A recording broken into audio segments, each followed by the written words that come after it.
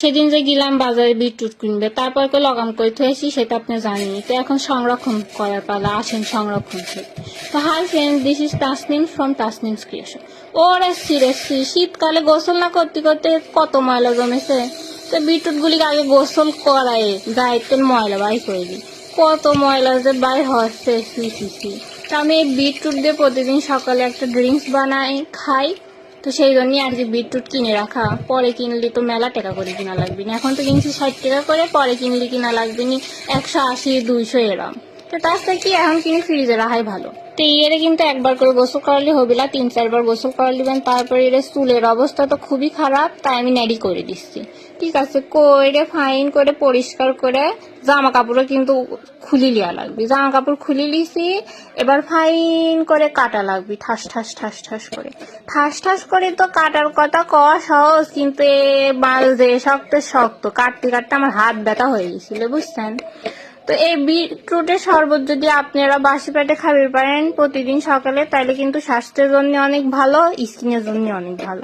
তো যেহেতু স্কিনের জন্য ভালো, আমরা তো বাঙালি ভাই জেনেই শুনবো যে স্কিনের জন্য ভালো, তাহলে তো সেইটা মনে করেন গরিব হই আর ফকির হই, খায়ে একবারে উল্টে দেবো, বাঙালি বলে কথা।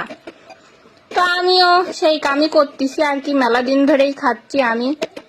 কিন্তু আপনারা রেসিপি ফেসিপি দেওয়া হয় নাই, দেবো না ইনশাল্লাহ এক সময়। তো সেই জন্যই হচ্ছে আমি এই বিটরুট গুলি কাইটে ভাবিছি এবার আর হচ্ছে আনসিজনে বেশি টাকা দিয়ে কেন বলে এবার আমি ফ্রিজেই রেখে দেবো, তার যা হয় হবে। ঠিক আছে, এরপর হচ্ছে সিজন ছাড়া এই বিটরুট লিবিনি একটা 40 টাকা 60 টাকা, আর এখন 1 কেজি পাবো না আমি 60 টাকা। তাহলে এখন কিনে রাখবো, লাতে কি পরে কিনবো নাকি, আমি কি পাগল নাকি।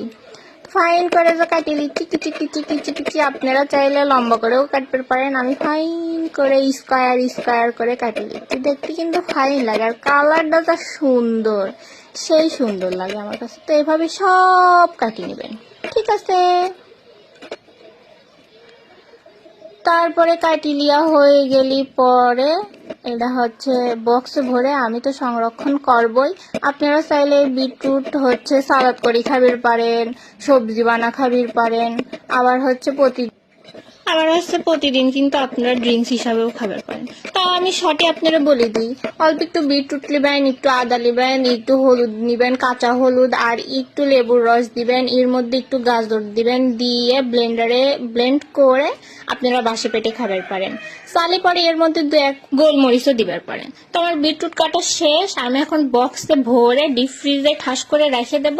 আপনারা কিন্তু এভাবে রাখতে পারেন, বিটরুট শরীরের জন্য অনেক ভালো, আমারে মেলা ভালো মেলা ভালো।